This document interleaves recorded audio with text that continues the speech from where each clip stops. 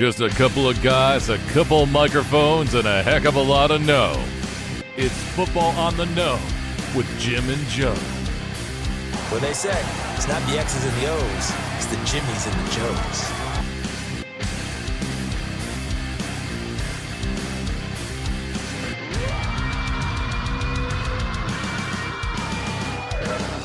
All right, what's going on, everybody? Welcome to another episode of Football on the Know. I am Jim McPhee, and alongside of me, there's Mr. Joe DeCapita. What's going on, Odos? Welcome back for another edition of Football on the Know Show.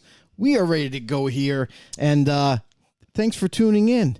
You know what? I'm cold, You're so I told. decided to You're wear cold. this. Yeah, well, I was almost ashamed to even just wear the hoodie, though. Like, Why? I just was ashamed even just to wear this sometimes. You're a the way Giants the fan. Giants have been playing lately. You know what? You know, I it was appreciate- just so cold, so I decided to wear it I anyways. really appreciate the fact that you wore it regardless. Right. Because I'm there being are a lot proud. of fake fans out there that won't. You know what I mean? Well, yeah. Given the times that the Giants are in right now. Yeah, absolutely. Think about fake fans. What about that fan for the San Diego Chargers, the Los Angeles Chargers here, and all the memes are going around about?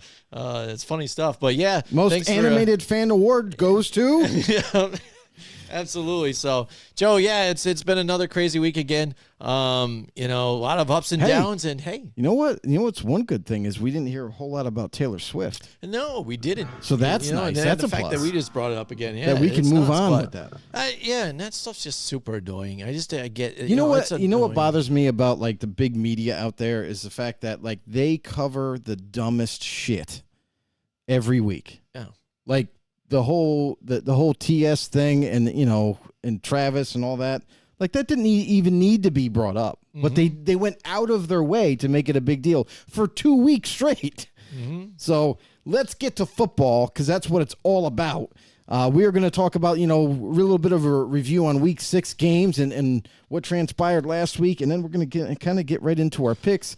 If there's anything that you guys want to let us know about, or if you guys want to talk about anything, feel free to do so right down below. Hit that comment section. Let us know that you're here, that you're alive. If you got a question, or if there's something that you want to bring up that you might want us to discuss, feel free to do so.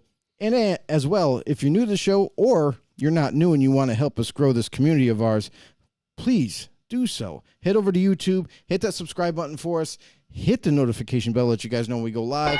And of course, you can follow us anywhere you get your podcasts. All right, well done, Joe.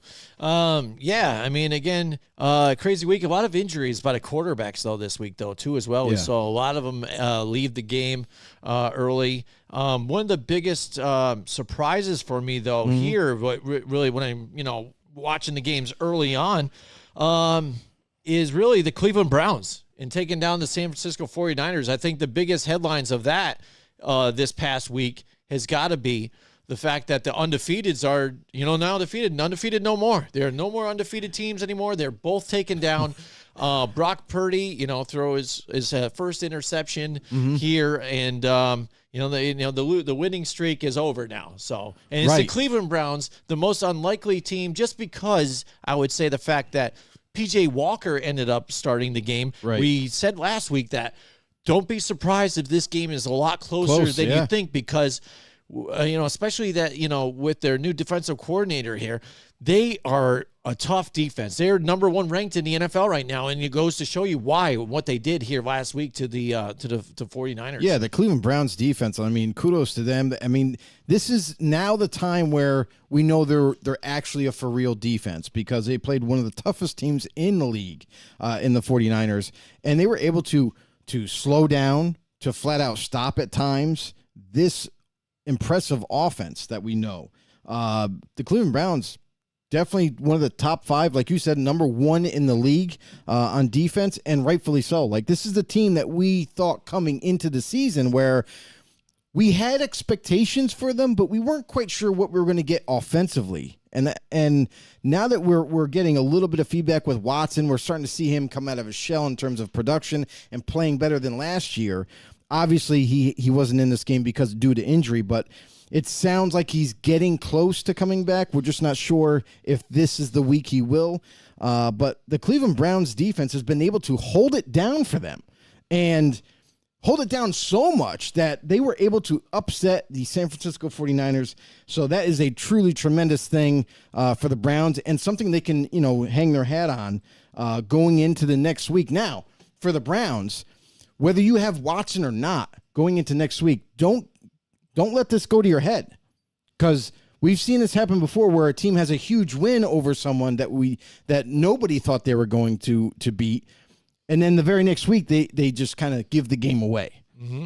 Absolutely, Joe. We've got our first comment in there. It's Raider Bear. Raider Bear's in the house with us tonight. What's going on, Bear? There he is. Welcome to the show, bro.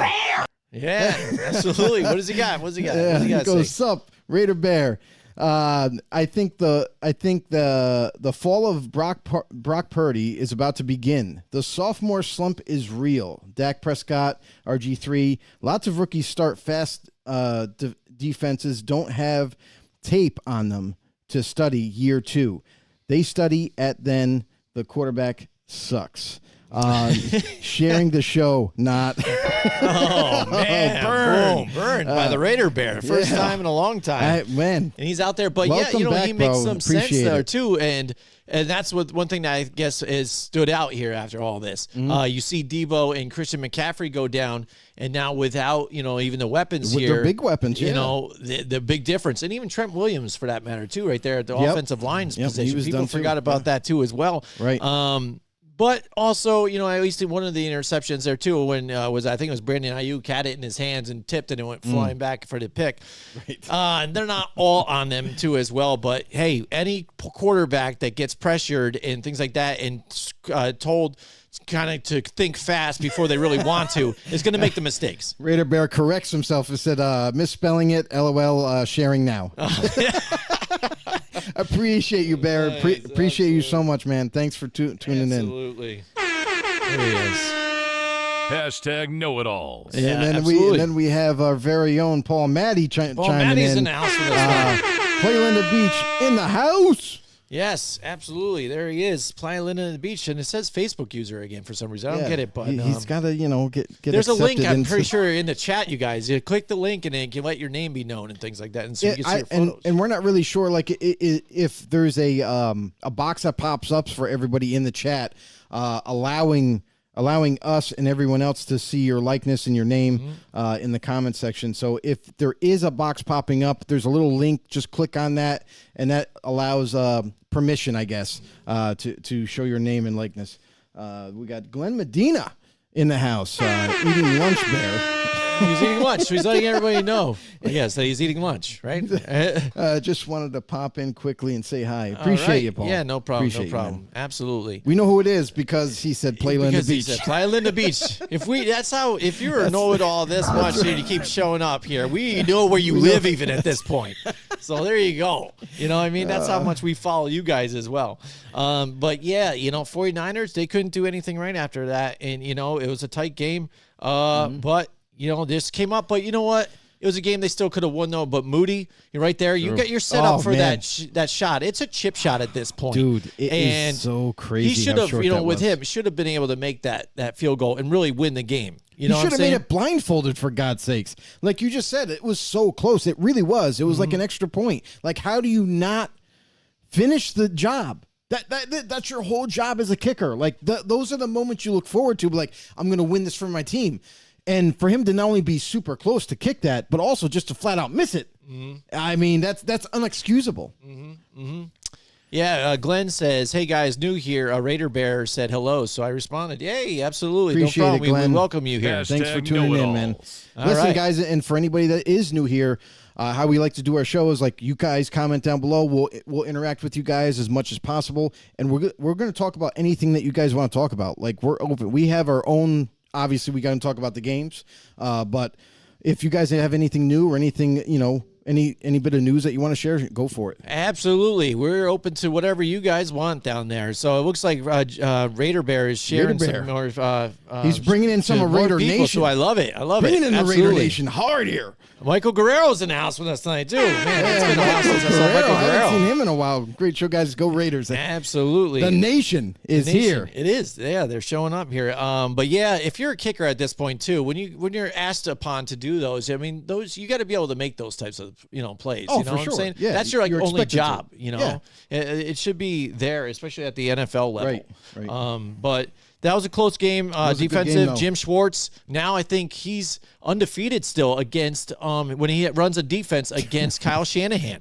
So it goes to show you sometimes. And not only that, if you want to look at that game, and then we'll go right into the Eagles game with the Jets, where they always told you the defense wins championships. And let me tell you, the defense stepped up this past week here and took down the undefeated teams with those two teams that we thought were both the top of the NFC at this point. And just got to say this, kudos to the Jets because they were without Sauce Gardner too, on top of it all. So for the Jets to do what they were able to do against Philly's offense and stop them and make them, confused a lot of the times and getting tons of pressure. We did bring that up last week about how the Jets defensive line is one of the best D lines, and they were going to that was going to be the matchup. That was going to be the whole enchilada in that game is the trenches.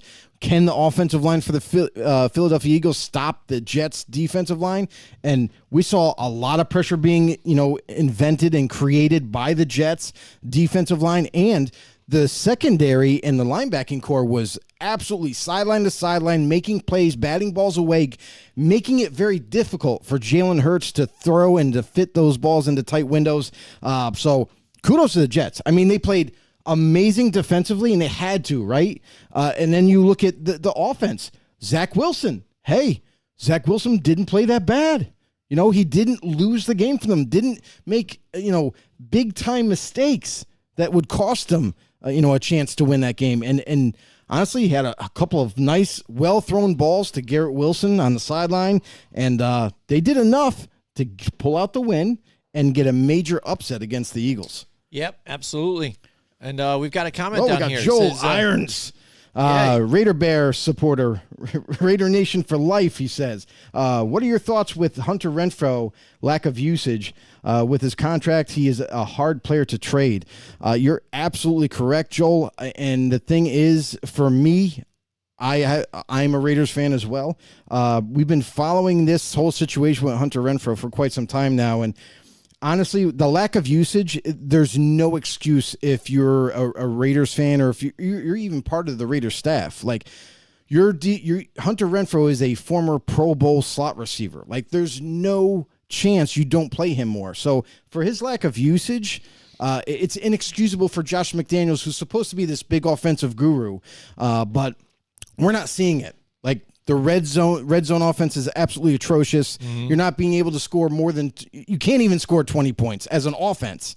Like this past game, they got to 20 points or 21 points because of a safety. That's why, not the offense. So they still have yet to score 20 points. Josh McDaniels and his offense is inept. And when you're not utilizing one of your best weapons in Hunter Renfrow, it boggles your mind as a football fan or a coach out there. And with your question about his contract, he's making a lot of money for a guy that's not playing, and that's going to make it kind of hard to trade him even.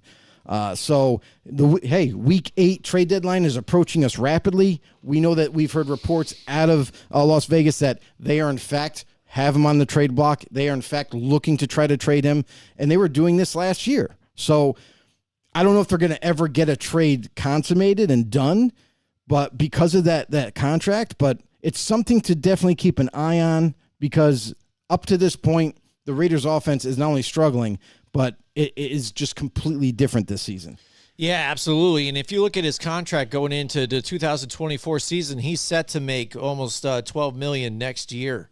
So that's why you're thinking that they should try and move him here before week 8. If you're not going to use them. I mean, and that's the thing. And that's a big surprise about it, though, too, is the fact that when you saw Josh McDaniels go to this team and you're thinking, too, of what he's trying to set around them, even getting Jimmy G and whatnot, you already see that Hunter Renfrow, all right, he's really short and scrappy and great route runner. It just fits kind of that mold you thought that Josh McDaniels would love. And he would be one of those guys that he would just use all over the place. And it's not. You're seeing a lot of the balls going to Jacoby Myers. even a good amount. I understand that Devontae Adams, they're trying to double him and try and get him out of the game, eliminate that, and that's going to force the ball to go somewhere else. But Jakobi Meyers is your other option here. I'm surprised that he's not getting that involved in this offense here. Well, Jakobi Meyers, to be fair, was the guy that they had to go get. They needed another wide receiver in their minds, and they went after Jakobi Meyers, who is a nice complement to Adams. But Renfrow is your slot guy, and that guy should be out there all the time as much as possible. And the fact that they've kind of taken him, really just ripped him out of the starting lineup, kind of makes you think about how smart is McDaniels. Because when you have a weapon like that and you're not utilizing him, and your offense is struggling, knock on wood, what are you thinking? So I don't know what Renfrow's future is as a Raider going forward. We're going to find out really quickly. But the thing of it all is, his base salary right now is $6.5 million, right? Roster bonus is $4 million. He's going to get that no matter what. It's a guarantee. And then other than that, his dead cap money, his cap savings is going to be $5 million, but the dead money is really what's going to kill the Raiders if they try to trade him. $18 million. You can't do it. You just can't trade this guy. Contractually, it doesn't make any sense whatsoever to move on from Hunter Renfrow. So we're going to monitor this as Week 8 approaches, but nonetheless, we'll see what they do going forward. All right, we got Raider Bear again in the house. house. So the Aaron Rodgers is a Mercedes with 257,000 miles on it and 2 accidents. And the other Jets quarterback, Zach, looks like a Power Ranger and is known more for dating MILFs than anything he's done on the field. Yeah, Maybe right, but hey, the Jets are a 500 team right now with Zach Wilson, and it's something to be said. We all know that he's wasn't supposed to be the starter this year. Wasn't even supposed to sniff the field. Yeah. But hey, Rodgers goes down after 4 snaps. Zach Wilson is there. He's the guy that they want to work with going forward, even after Rodgers apparently is gone. But we'll see what happens. Listen, he hasn't made any huge strides by far, but he's made small baby steps into the right direction. So again, he's they're still trying to develop him as a Jet quarterback. And while they wait for Rodgers, it might be next year we see Rodgers, but now there's all these other reports out of New York saying he has a legitimate chance to be the fastest healing human ever with an ACL and come back towards the end of the year. I don't know if it's possible, but hey, if they're talking about it now, maybe it is. Obviously, we'll wait and see if that actually happens. And he's injecting himself with reptile DNA or something like that. He's growing appendages all over again. That's what honestly, it is. he even said in an interview that he's doing other methods. Yeah. That is not. It's traditional. Not, yes. Yes. Yeah. He's going out of its reach. So yeah. Who knows? For the 2 weeks he's going to go away to California, I guess, while they're on their bye week. Yeah. And he's going to go to California. Now, in California, I don't know what they're doing to him, but he's doing something. And who knows? Maybe this could be a whole new thing if Aaron Rodgers would be able to come back that quickly on an ACL tear. Yeah. Other players might be hitting up Aaron Rodgers for some advice. Yeah. Who knows? I mean, it is crazy. But with Zach Wilson too, it's funny you bring up even the fact that he MILF date or whatever. They are joking around that since the Kelsey's mom has been to the games too. He's been winning, so he won those games. So it's kind of funny. They're maybe hitting around. I have to agree with Raider Bear right here. What's up? Just commenting, Josh McDaniels is an offensive coordinator, and his coaching is offensive to watch. It absolutely is. I love it. Absolutely. Oh. And then Joel Irons comes in. He goes, "What's your Super Bowl matchup prediction this year?" Honestly, there's a lot of things that can change. A lot of variables that always happen every single year where we don't see coming. So typically, we don't like to do a prediction of a Super Bowl matchup because obviously you have injuries that come into play. You have some teams get better as down the stretch and other teams kind of fade out of favor. So it'll be interesting. I mean, honestly, obviously the true favorites, right? The 49ers, the Eagles from the NFC, and the AFC is kind of really like jumbled up, like really, like it's almost like a car jam of talented teams that Well, could you've vie even seen it now, for, right up for an until this opportunity. week, that even the lowest team, where you think that is almost a definite win for some of these other ones, they've pulled out victories. Mm-hmm. You know what I mean? Whoever thought, again, I don't think anybody picked the Cleveland Browns to win this game. And they did. mean, unless you're a diehard Browns right, fan. Unless you're a diehard Browns fan and you believe in everything in PJ Walker. So it goes to show you that even week to week, you're not sure. Right. For me, even to take a stab at it, at least at this point in the season, you got to think that still the 49ers are in it. Despite some of the injuries or whatever, they'll still come back healthy by the end of the that's season. It's easy, still yeah. good. So you got to say 49ers, and on the AFC side, right now it's up and down with a lot of these different AFC teams, but I think still tried and true, especially with the way the coaching has been. And the talent, I still like even, the Dolphins, what they're doing. So if you want to do a quick prediction here, I'll just say Right now, 49ers, Dolphins right now at this point, it looks like. Yeah, And I mean- I would love to see that, though, too. When was Yeah. the last time we saw the Dolphins in a Super Bowl? You know what I'm saying? I mean, and even the 49ers at that point, back in the 80s and things. But I'm excited about it. honestly, like the Niners to me are the biggest favorite for the NFC, because you look at their roster and when they're healthy, they are pretty much, one of those unbeatable teams. You know what I mean? That's how they're seen. And then the Eagles, they are not the same as they were a year ago. Like, we're not seeing the same execution on offense. The defense is still playing well, but it's like, where's the points on the offensive side? So that's kind of where the disadvantage is. So I could see Niners easily in the NFC. And then AFC, like Jim mentioned, like Miami is hot right now. Like, their defense, and they're getting healthier. Jalen Ramsey comes back this week, it sounds like. His 21-day window opened up to return. So if they get him back and they get this team start to get healthier on the back end of the defense, like, this Dolphins team could potentially not only make a run in the playoffs, but they could perhaps get to the Super Bowl, which would be incredible. It'd be a different team to see, and how their offense is very explosive. That's the other thing that would be fun to watch too. Yeah, I mean, and bringing up the Eagles again, we were just talking about the Jets and the Eagles and that game in particular. On that last play, just about, if you want to call it the last play, with the nail in the coffin. How are you throwing that ball if you're Jalen Hurts? Seriously, it's third down to go, and to go long. Yeah, you got to try and get that first down, but you're in the lead right now, holding it by a decent, like the Jets really traditionally, they had to march the whole field. Basically, you punt that ball away. So you're just trying to kill time at this point. He could have took off with his legs. Definitely, if you're not going to make the first down, whatever, because then they got to burn even the last time out, even if they had time. I want to say they had one left, but they were in a bad situation. And there was only, like less than 2 minutes left, and to throw that, to force the ball in there, it was just the dumbest thing ever. And how do you do that? You know what I mean? You're not going to be a Super Bowl contender when you make mistakes like that. And there you go. You suffered poorly for it. So. Yeah. The other thing, too, is like, I know everybody is going to say, oh, well, Kansas City, they're going to be a favorite. Everyone wants to bring them up, but Kansas City's almost like Philly right now. Mm-hmm. Kansas City is not the same Chiefs team we saw a year ago either. Mm-hmm. Like, their receiving core is a little bit different.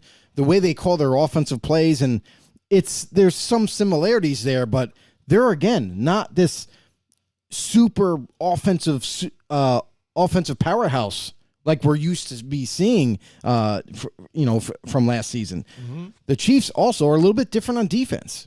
They're not the same. They lost some key free agents, and it's showing. So they're another team where, even though they are a big favorite, I don't consider them that big of a favorite. When you look at the rest of this AFC, they legit look like, it looks like we said, like it's like a car jam, and everybody's trying to get in. But so AFC is going to be very difficult, I feel like, as the season progresses, to figure out. And then we've also had teams where we thought that we're going to be easily like in the playoff race, but they're also not looking, extremely well. So going forward, it's going to be interesting to see how this all unveils. And it's a long season. We still got the whole second half of it to go. So it's going to be something to watch. We got some more comments here. Joe Lyons goes, Super Bowl in Las Vegas this year. It's clear that the Raiders organization is winning financially, and I hope that transfers to affording top players going forward. And then Brandon Degener goes, KC losing Juju really hurt. Oh, KC losing Juju? Okay. You know what, Brandon? I'm not 100% sure about that. Juju wasn't like the ultimate go-to for the Chiefs, even in his time there. Yes, he was a guy that was more of that possession receiver, would move the chains from time to time and that sort of thing. But like really, if they don't have, guys like Travis Kelce, if they don't have, some of the other players like MVS even, Valdez-Scantling last season was doing way better for the Chiefs offense than this year. So it was a overall kind of like a team approach in that receiving unit last year. As far as them losing Juju, I don't think it necessarily hurts them as much as they as just some people grabbed may Nicole think. Hardman back now too, though. But they did trade for me, Nicole Hardman, which they swapped draft picks to and get him. they don't lose anything on that because really, I mean, they hear he knows the system, everything. He fits right in. And he was a big playmaker for them too, as another option for that team. Back when he was there. You know what I'm saying? If it wasn't to Kelce or those guys, he's just plug and play. And doesn't this show you that the Chiefs are a little worried? It does. It does me. If they're already trying to trade for weapons, bringing Nicole Hardman back is a very common sense type of move. But I don't necessarily think this is going to be the answer to everything. So Nicole Hardman is common sense before. Now they have common sense. is as fast as Nicole Hardman is. Like even his time as a Chiefs, he was like a very spotty receiver. So we'll see how that all transpires, going forward. I know they like they're kind of in love with Rashee Rice right now, and they like his progression as a receiver. So we'll see how that. One thing is funny about that too is how underutilized he was used, like for the Jets. I thought saw more. They didn't of use him him. Like on the field. No, they didn't use him. It's crazy. That's why he was expendable. Oh, I know, but I just think it's weird. I thought he would had a place in that offense somewhere. Apparently not when you have Randall Cobb I guess, and, right? and Alan Lazard. Apparently right? those are the favorites. They were it. I think it's funny. He didn't find a spot for him out there, but we definitely appreciate the comments, you guys. Definitely keep them coming. Definitely. We Thank you guys appreciate so it. much. We love the conversation. That was probably the biggest headlines out of this past week here with those two things happening. What a game too, the Philly game and the Jets, man. Awesome game. It was awesome. I loved watching that game. It was so much fun. Yeah, absolutely. I got to bring attention to the Saints game. Like Sure. Saints at Houston. Are you kidding me? Like, listen, I mean, we talked about it last week about how Houston had how much this young team, driven by CJ Stroud as a rookie quarterback, is excelling past a lot of expectations. And offensively is putting points on the board. Defensively is stopping teams and making it very difficult to move the ball on them. Yeah. And they've been a pleasant surprise in the NFL. Yeah. And going up against the Saints, and this is not your same New Orleans Saints that we normally see, where it's high scoring points. This defense is tenacious after they get the lead and everything. This is a team where, uncharacteristically, their offense is not that high scoring right now. It seems like they're having issues up front with protection, and the defense is still good. The defense is still there, but all in all, like this was one hell of a game. I mean, the Saints, they did whatever they could to try to keep it close and try to have a chance to win at the end. But the Houston Texans, man, getting the ball at the end, driving down, and being able to score to win, kudos to them. Like this was a litmus test that we called it last week, and we're seeing Houston is actually on the rise, and they no longer have a problem. Yeah, I think they're for real now. You got to really take them for real. I always, not a contender for the Super Bowl. No, but you isn't got it to shocking? believe in what they're doing. Isn't it surprising on how fast this team has turned around, and what a great job by the front office of Houston to be able to draft the players that they drafted, to be able to pull off some crazy trades last offseason. Yep. Get the job done, and then along with that, signing some key free agents, and this team, which was a laughing stock, now you can't really laugh at them right now. Like they are a young and dangerous up-and-coming team led by D'Amico Ryans. Yeah, absolutely. And we said it, like you said last week. I'm like, don't be surprised if Houston does win this. And we did pick the Saints here, but we we're only not gave surprised. them the benefit of the doubt. But we just said, hey, don't be surprised if Houston really pulls this out, especially at home. And they did not, surprise us at all. There they were. Boom. Right. They did not, discount. So yeah, kudos to them. Mm-hmm. What a good game here. They win 20-13.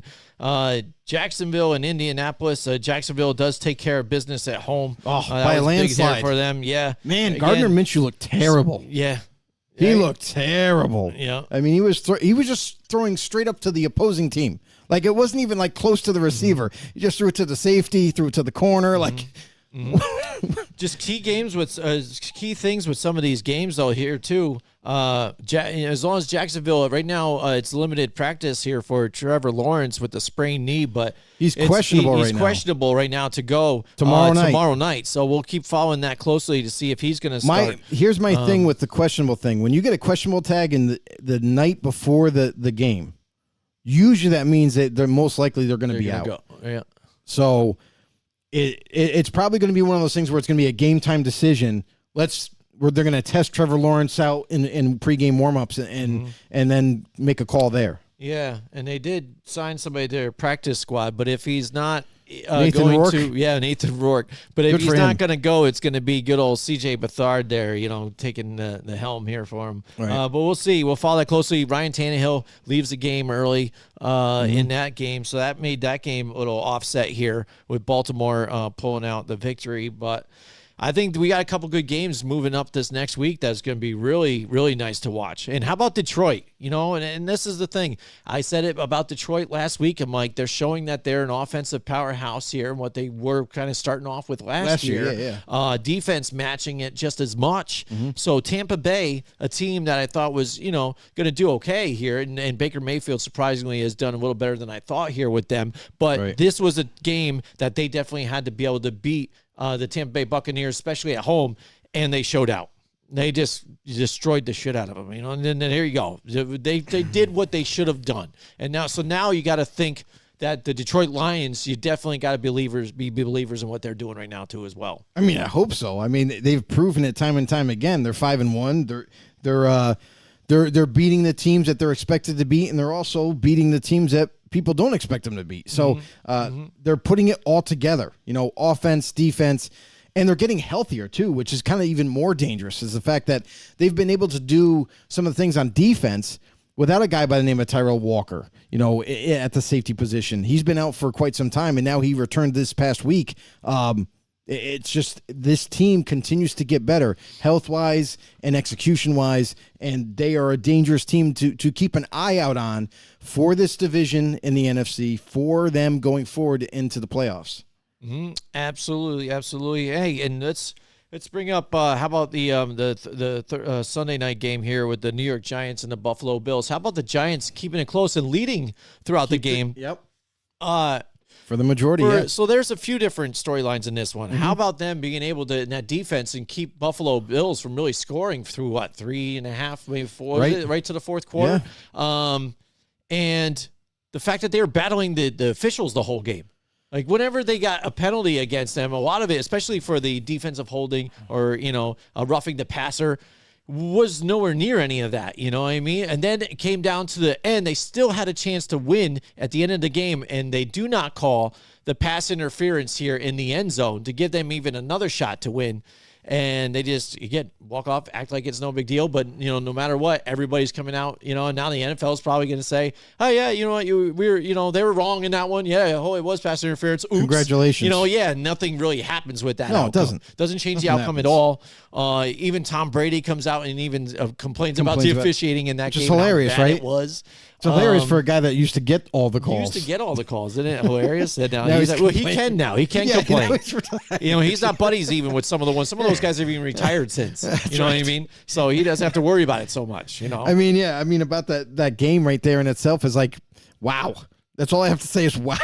Wow. Not only were the refs bad in it, like both ways, but that one critical call, that was a game-changing call to not call. So should have been a pass interference 110%. Like I watched that play 2 or 3 times, and I'm just like, I don't see from their point of view like how that could not be pass interference. The corner never looked for the ball, never made one effort to find the ball, to make a play on the ball, and just flat out ran over Darren Waller like in the end zone. I could not fathom that they did not throw a flag. Nobody threw a flag. None of them. Like not even one of them. Discuss it. Not even one of them to throw the flag and be like, oh, let's get together and talk about this. You know what I mean? Figure it out. Nothing. Like nobody flinched. So that was a critical point in the game that deserved to be called the right way, and it wasn't. And that could have changed. That could have altered the outcome. Waller scores there. You know what I mean? Or like, okay, even if they call pass interference and now they're right up there at the goal line and they punch it in. Now that changes everything. Now all the pressure's on the Bills. And, you know, what's going to happen after that? The Giants could have sneakily won this game, but the refs had other ideas. Yeah, it was very odd at times. But you know what? The Giants don't need exactly help from the refs to lose games either as well, because we even saw the debacle that happened right there before halftime, Joe, when Tyrod Taylor made the audible here and decided to run the football when there's only like 12 seconds left in the game, in a half here. And then nobody even rushed to the line or whatever. You know, they were getting laid on a little bit, but so no urgency. But the audible screwed it all up. If they come out of there even with 3 points right now, and I know it's tough because the rest of the game played out the way it did. We're not knowing what would happen. But say you tack on those 3 points right now, then it's 12-14, and maybe the Giants didn't need that. They didn't need the touchdown there. Kick the field goal, boom, they win. You know what I mean? So things like that, in those type of situations, you got to think smart. And why is Tyrod Taylor doing the audible here? And we saw Brian Dable go off on him there. It was nuts. So there was confusion between Tyrod Taylor and the offensive play caller, Mike Kafka. That play that was called was a option play, and it shouldn't have been an option. So Mike Kafka, to me, called the wrong play. You should not have given an option. It should have been a straight-up pass. Yeah. And if it's not there, you throw it out of the back of the end zone, and you can still live to kick a field goal. That's not what happened. So when Daboll, like you alluded to, flips out, why did we hand off the ball? You see him turn to Kafka and screams at him, and Kafka's like, I don't know why you're yelling at me. He's the one that did it. You know what I mean? Now Kafka's pointing the finger at Tyrod Taylor. Oh no, but he handed it off. It was an option play. Why was it an option play? It should not have been. And you're right. The blame does fall on Tyrod Taylor as well because it is just a bonehead play. The game time, the situation that you're in as a quarterback, you got to know, I cannot audible this ball to be I cannot audible this play to be a run because time's going to expire right before half. So he should have been smart enough and said, hey, I'm not going to audible to a run. I don't care what they're lined up in. We're going to take this and we're going to try to throw it and try to get a touchdown. If it's not there, I'm going to throw it away. And that should have been it. But because, Tyrod Taylor had a brain fart, because Mike Kafka had a brain fart in the play calling, and then Daboll is losing his mind over everything, it was just a big miscommunication from quarterback to the offensive coordinator. And Daboll was correct in his reaction because it is not just, not just a terrible mistake, but this is simple, fundamental football. Like this should never happen. It should never happen like this. Your quarterback should be smart enough to be like, well, I can't hand it off. And he wasn't. I understand he's not the starter, but still, that's his job. He should know better. Kafka should know better and to call the play to be an option fucking play. Are you kidding me? Like, why would you even give the option? Why wouldn't you just call a straight up fucking pass? Like it just blows my mind on how you could even call an offensive play there in that situation where you can't afford to hand it off and you allow it to be an option. No, Kafka, you're fired. Yeah, I don't know why he hasn't been fired yet. To tell you the truth, after everything that's going on, I don't know. I mean, to be fair, what goes on week to week in the coaching staff is like Kafka helps Daboll every single week with the game planning, right? Like Daboll comes in and he has the offense how he wants it. These are the plays that work best, blah, blah, blah. And him and Kafka work hand in hand during the week. So when it comes time for game time, he takes care of all the bullshit that Dabo doesn't have time for. And that's kind of like why, because he helps him throughout the week. And that's probably why he hasn't been fired, is just because of that, the clerical part. But as far as offensive coordinator does, he should strip the play calling completely away from him.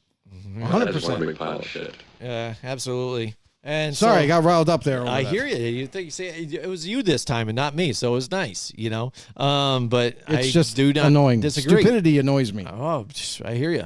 And stupidity. Let's talk about the Los Angeles Chargers then. How about that? And then what they did with the Monday night and losing to the Cowboys when they had every opportunity to win this game. And just does a broken middle finger make that much of a difference when you're trying to throw a football? Because it looks like Justin Herbert is really just not all there.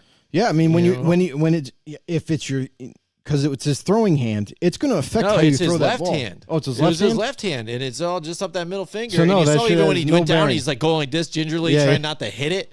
And as long as it's not your throwing hand, then it shouldn't have any effect. And he had a bunch of miscues here, overthrowing, a bunch of times, and Keenan Allen had him wide open a few different times. One's down the sideline for a touchdown. Oh my God, I saw that.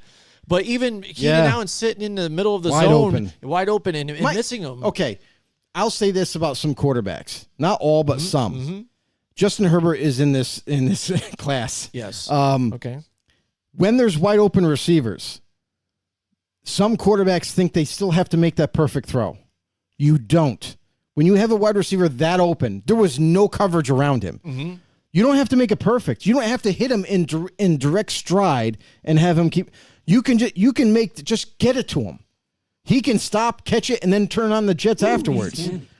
So that to me is kind of what some quarterbacks do. Like Herbert probably said, "Oh, I got to fit this perfect so then he can keep running." No. If you're that wide open as a receiver, as a quarterback, you're like, "Oh, geez, this is easy. Just get it to him." You don't have to make it perfect. It can be a little short. You know what I mean? If he catches it on his hip and keeps running, who cares? Like, just get the ball to him, and you don't have to overthink it. You don't have to make it perfect. So for Herbert in this one, he had some miscues, and it showed glaringly. But, man, the Chargers just had so much opportunity to win this game, to close it out, and to beat the Dallas Cowboys.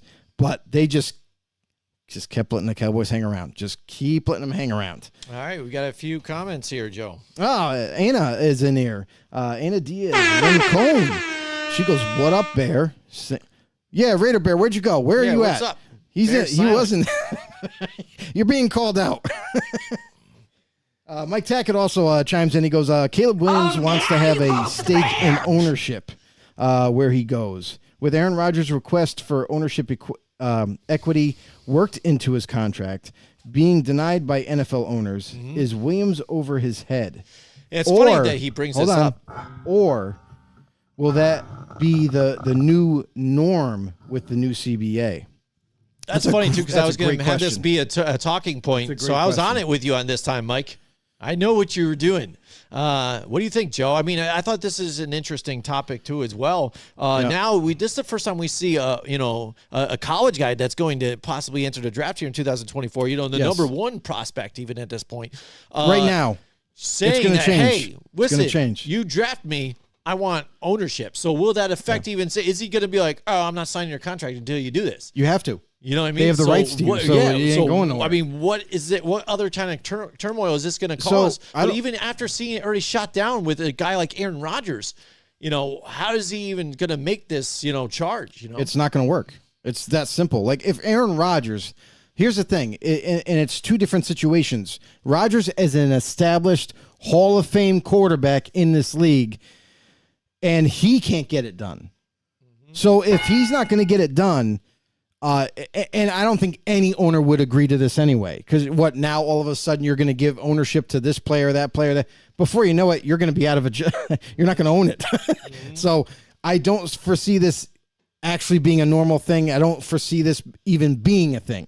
I think players might try to keep trying to get ownership stakes and all that. But for Caleb Williams being a college kid, a college draftee, not even in the NFL yet, and is now talking about how he wants to have a stake in whatever team's drafting him, it's not going to happen. You have no leverage at all as a draft prospect. None. Because wherever you get picked, the contract's already schematically and financially done.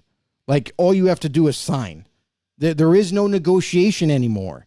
That ship sailed when Jamarcus Russell signed his deal for like $60 million guaranteed, and he was a bust. That completely changed the future of drafting and how they handle contracts. So for Caleb Williams, who wants to have a stake and all that, I just don't see it happening for anybody. If it isn't going to happen for Rodgers, it's not going to happen for a new draftee. Mm-hmm. Yeah. And I mean, that's the thing. And it's funny that some of these guys are actually trying to demand that.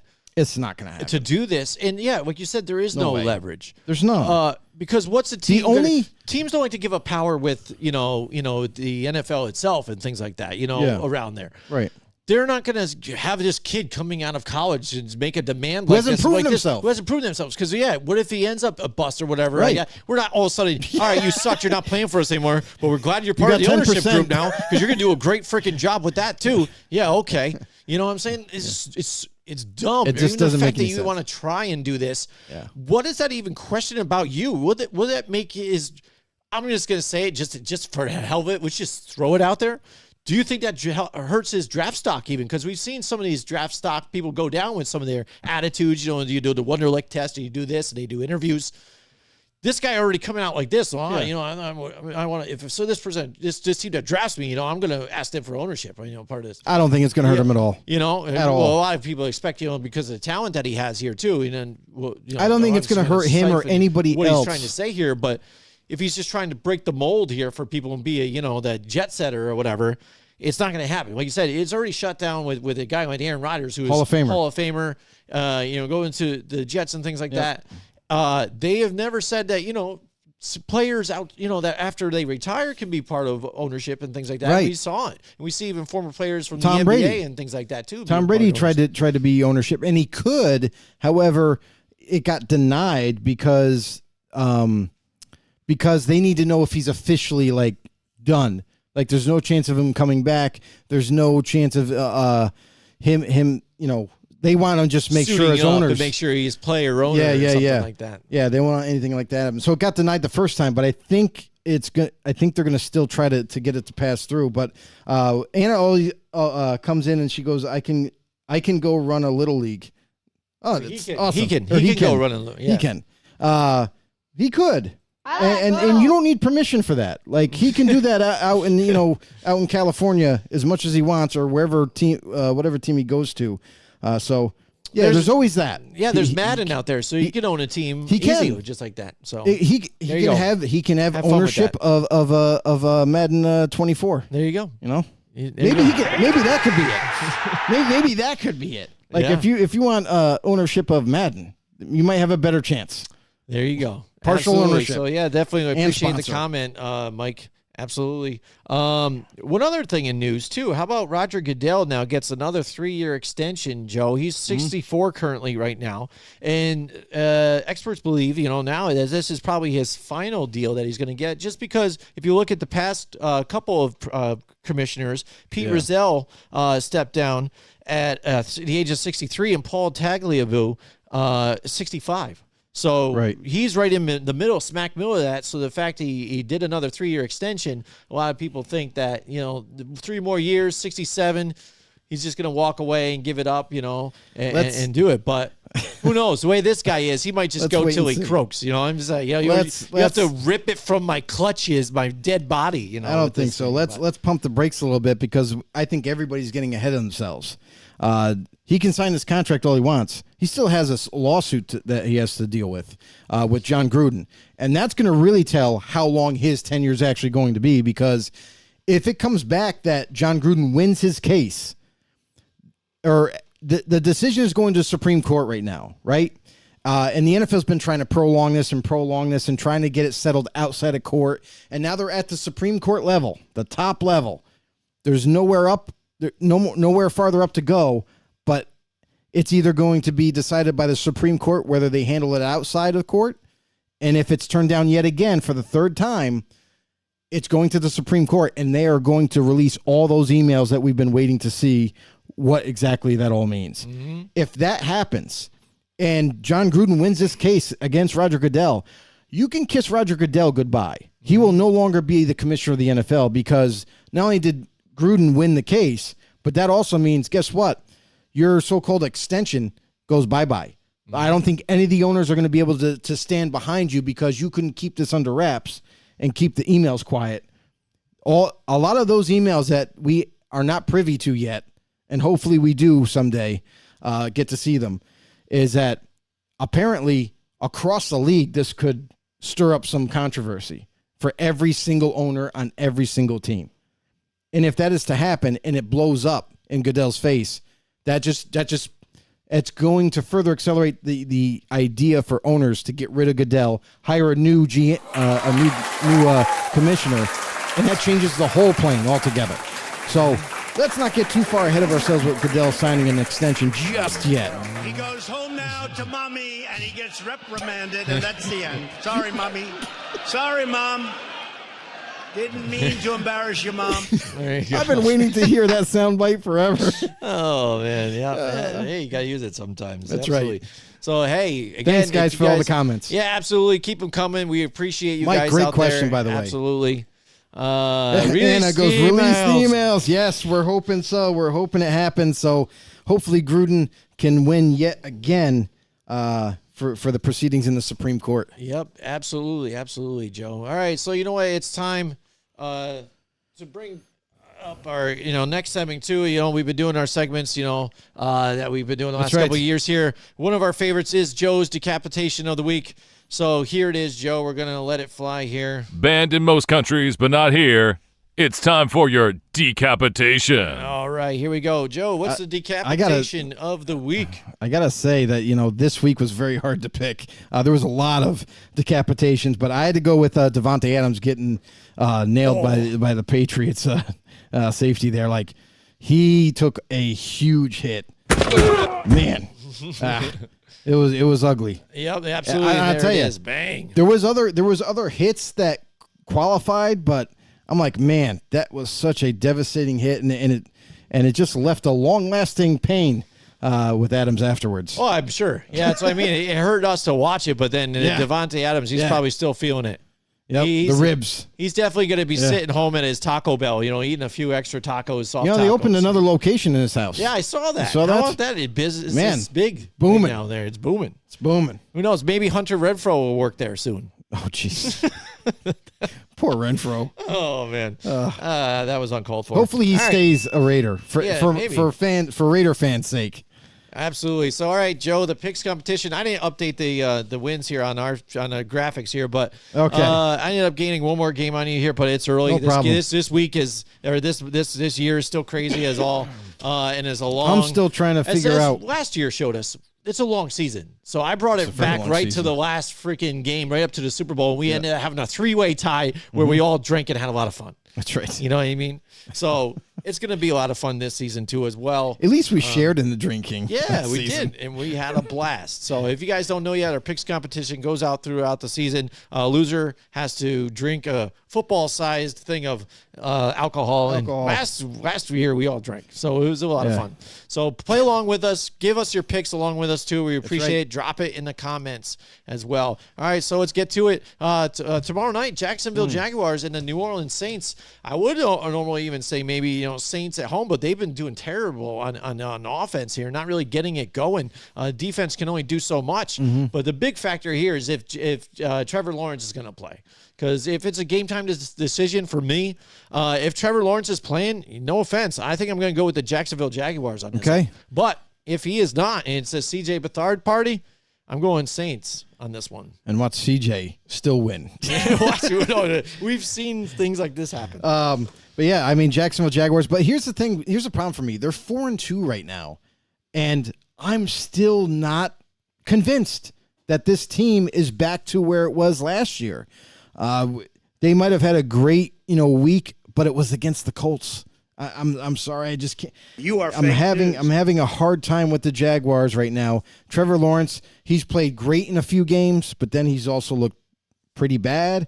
And then same thing could be said about the Jaguars defense. They're kind of up and down as well. So, and the Saints, we go to the Saints. One thing that's been solid is their defense. It's always been solid. They're a little bit banged up right now. I'm not sure. And here's the thing. Both teams are banged up. Zay Jones is not going to play already. He's already been ruled out. Brandon Scherf is in question, their guard. And then the Saints, I mean, they might be missing, Matthew at safety, the Honey Badger. And their offensive line for the Saints has been struggling big time. The one thing that we noticed them make a change last week is they started bringing extra protection, extra linemen, extra tight ends, and it kind of helped open up the offense a little bit. But I will say this too about the Saints. Another problem is their offensive playmaking or play calling. Pete Carmichael of the Saints, I think, is just literally blowing this opportunity to have one of the better offenses, and I feel like he's holding them back as well. The Saints are at home. I feel like that's where I'm gonna go with this one. I trust the Saints defense. I don't know what to expect, like you mentioned with Trevor Lawrence. Even if he starts, he's probably going to be playing hurt.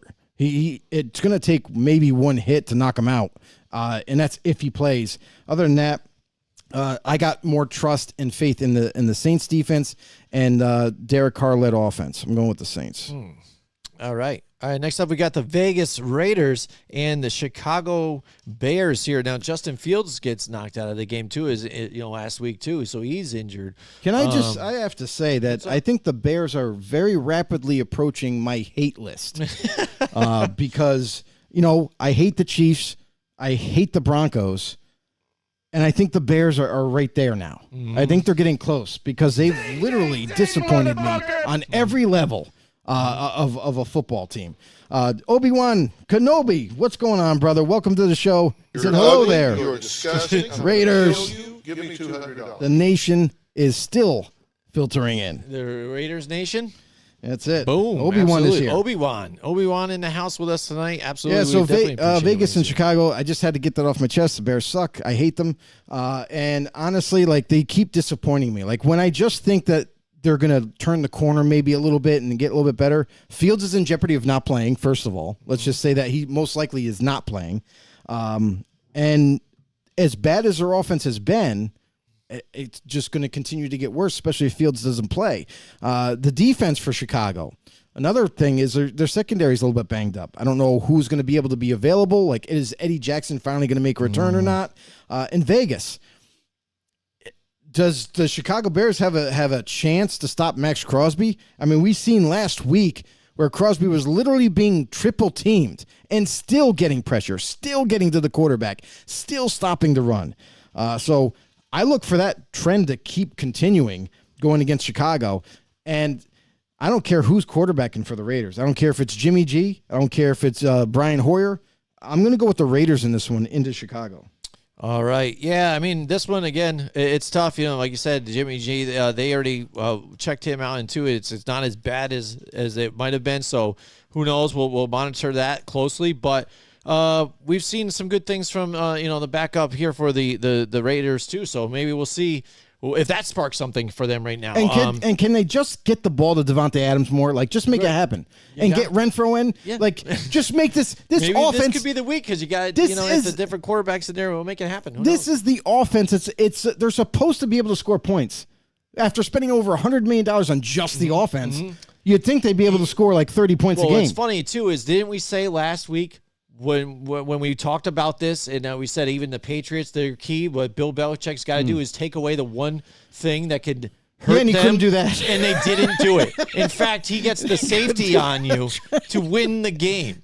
Him What and the hell are you doing? the former Patriot D tackle and Adam. I just forgot his last name.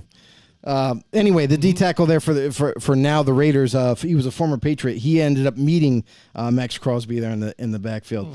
The comment section lineup. Rick, what's going on, bro? Welcome to the show. He goes, Aloha Raider Nation. And it says Alpha Rick.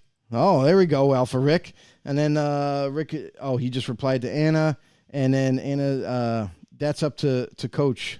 Okay. Well, we're having our own conversations in the chat, and I'm left out. I don't know what's going on anymore. I don't know what's going on. What the hell's going on there having conversations? But hey, whatever. That's Hey, fine. You guys are welcome, Raider lighting up Nation. the chat Welcome, and welcome, having welcome. conversations with each other. I like It's it. all good. I like it. Showing love with each other. I love it.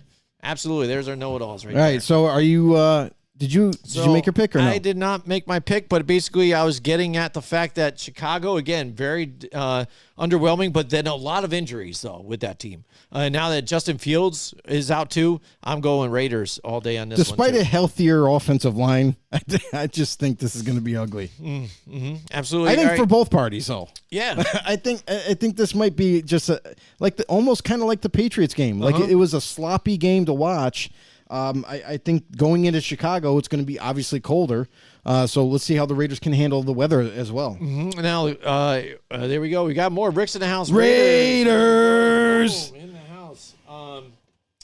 Let's just hit some DJ horns for everybody out there. We love it. It's Cleveland Browns and the Indianapolis Colts. After showing that the Colts here last week and what they did, and then looking at the Cleveland's defense, I think the defense of the Colts can win this game alone on this one. So I'm telling you, it's good. It might be a little even closer because it's going to be one of those trap games. But because Colts here at home bounce back from that terrible loss in Cleveland, maybe high off of that win what they just had here that they barely edged out. By the way, I like the Cleveland Browns still in this one.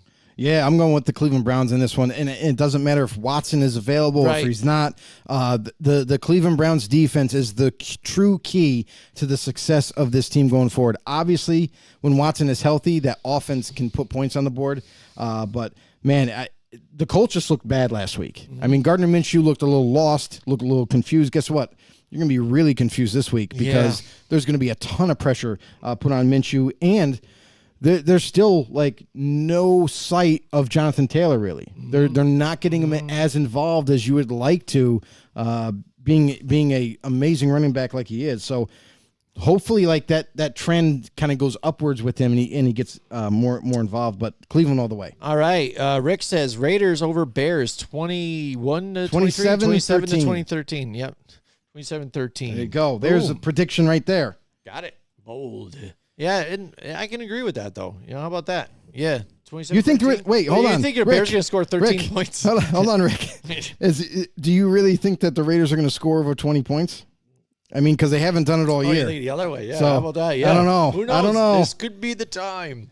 It might So be you're saying there's a 1913. chance. 1913, the final All right, score. here we go. Buffalo and New England. New England is struggling right Yeah. now. You know what I mean? Besides they're them, And this is the the only game other they're team gonna that's win. terrible is Carolina. But yeah, Buffalo, again, they're not really showing me a whole lot right now. When you almost lose to the Giants right there, I mean, it's kind of funny because you lose to the Jets team who only had Aaron Rodgers in a game for 4 plays, Right.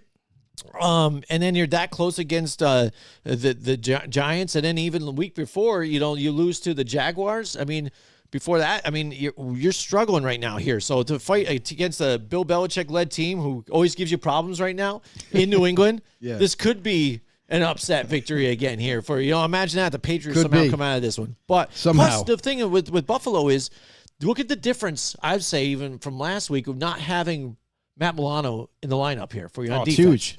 It's huge. I don't think Saquon rips off some of those runs or even what Breda was doing even last week with Matt Milano Right. in there stuffing that gap because he already reads that and kills that play instantly. So he not being in the game is a big factor for Buffalo right there. Absolutely. And Matt Milano, defensive captain, a guy that kind of gets everybody in the right spot and plays amazing himself.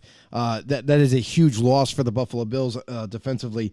And quite honestly, like this game, like we've talked about nothing but like the negatives about Buffalo's offense and how they're still not the same team as last year where we thought they were going to really take off. And now here's this season. Where's the points? Where's the Stephon Diggs getting 2-3 touchdowns and then Josh Allen himself running in a couple of scores? We haven't seen that yet, but this could be the game. As bad as the Patriots have played, they've been banged up on defense, but also they're just not playing well on defense anyway. And then you couple that with Mac Jones in this offense, how inept it is. They haven't been able to score points. They haven't been able to keep their defense off the field to stay fresh. I think that doesn't change in this one. I think the Bills, this could be a game where the Bills kind of maybe check themselves and get back on track offensively, defensively, and what have you. So I'm going Buffalo. All right. Yeah. After that's all said and done, too, even though, again, not having a Matt Milano, but you see the tick down, in this defense, what they're doing. Yeah. I think they bounced back this week, too, as well, and able to get the job done here, too. And now New England and you fans out there, you finally are starting to get a little bit of a taste of what it's like to be a Giants fan for a little bit here, So enjoy your losing season, Oh, geez. Soak it all up and Soak it in. all right? Soak it And in. then I'll check next season and see how many fans are still around that are Patriots fans. If you left town already or jumped on a different bandwagon. Right. We'll see what kind of fans are really out there. So let's just double check on that one next year. We're going to check on you. Maybe even this season, Joe, maybe what we'll do a new segment. I'm going to actually make a phone call in to and check on a Patriots fan throughout the season. Just make sure that they're okay. You all right? Right? You guys okay? Everything doing okay? You need to talk? All right, next we got some more comments, Joe. What is it? What we got? We got Rick also commenting, and he goes, "This is the game that the defense scores on a turnover, and the offense scores 2 touchdowns and 2 field goals." Okay. Boom. There you go. Another prediction. I like it. We'll Very see if big that comes prediction to there. fruition. I like it. Let's see. It could be. It could be. Washington Commanders and the Giants at sea. Washington, I had that itch to maybe get them last week. I was thinking about it, and I was Yeah. like, whatever. No, but the personnel and the things Man. that they got, they should have been able to, Atlanta should have been able to play into that whole role. That's a game. And I said Okay. about B. John Robinson, get it done. On the other side, I got Robinson right, but it happened to be Brian Robinson, got on the other end and got get the touchdown. But hey, Nostradamus was off a few times too. But here's the thing: is that Bijan was not utilized enough in that game, and that's that was the key. And He that said is that a was the game, key. and that is a game that Atlanta was expected to come away with a win. This is a team where, like, literally, we've talked about this 100 times with Desmond Ridder. He's not the guy, and again, you have another opportunity to be the man to prove to Arthur Smith and company that you're the answer. You're going to be the franchise quarterback from now on. And he still wasn't able to get that right. So I'm sorry. We've talked about it before, but Taylor Heineke is waiting in the wings as a backup quarterback. We know he's capable, more than capable, to come in, run this offense the way it's supposed to be or should be run, and attack and get more points on the board, help out your defense. So Atlanta, Arthur Smith, I don't know what you're deciding on. All I saw was complete frustration on the sideline from him, like his facial expressions and whatnot. Every time he called a play and it didn't get executed because of Ridder, now's the time. Pull the plug. It's over. Like, Yeah. Desmond Ridder's not the answer. Put in Heineke and try to save what you can of the season because you're not out of it. You're in the NFC right now. You could probably come back and push for at least the division, maybe a playoff berth in the wild card or something like that. So make a change now before it's too late. Absolutely. I think we should petition it on X, Joe. We'll do hashtag show us the Heine.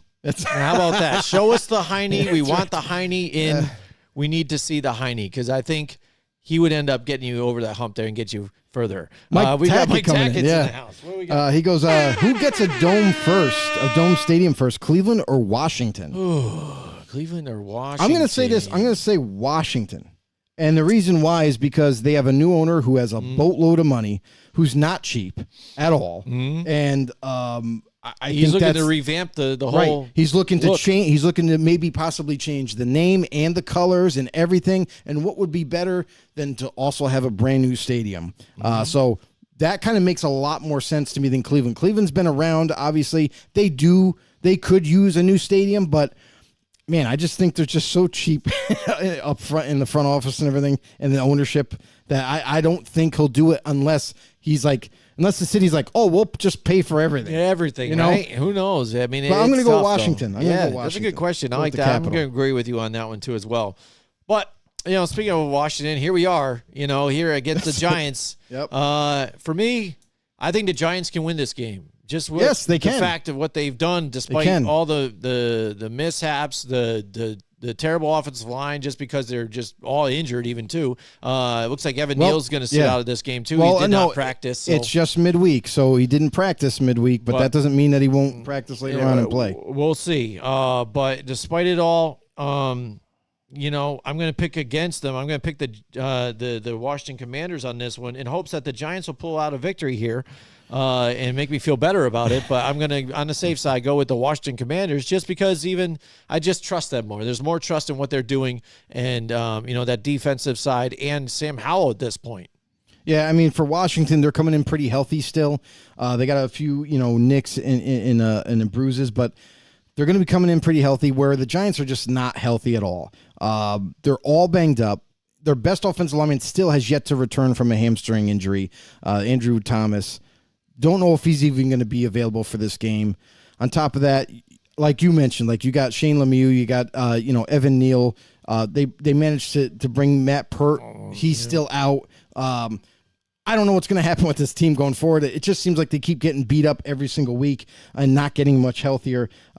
Despite Saquon being there, I don't think it's enough. I'm going to go with Washington this one. I feel like, just like you mentioned, Jim, I have more confidence in Sam Howell as a quarterback. I have more confidence in that offense and that defense as well. All right. Rick says he's taking the G-Men by 4. All right, Rick, I like it. Yeah. Go. Hey, I would like if it does happen that way. Like I said, I pick against them. So then when they lose, hey, I feel good because I just got to win. But if they win, whatever, It's a terrible that's way my to look at it. mentality. That's the way I am. And this is what it's like being a Giants fan, with what they got. But I mean, look at you grab Justin Pugh and literally he even says it. I think, how they show him when they introductions, he's like, Justin Pugh right off the couch. They didn't even say whatever college he played at. He's like, yeah, I just got off the couch. Just got off the couch. He's not wrong. And, we talked about this off air, but let's go to Rick. He says, if Howell has no turnovers and plays well, Washington then by a field goal.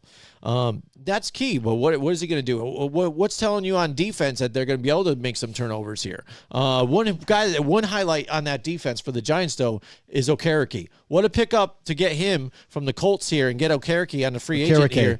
And he did amazing. And he's been playing amazing. Been able to read the quarterback's eyes and get some tips to turn into turnovers. Hopefully he can keep it going here for them. Absolutely.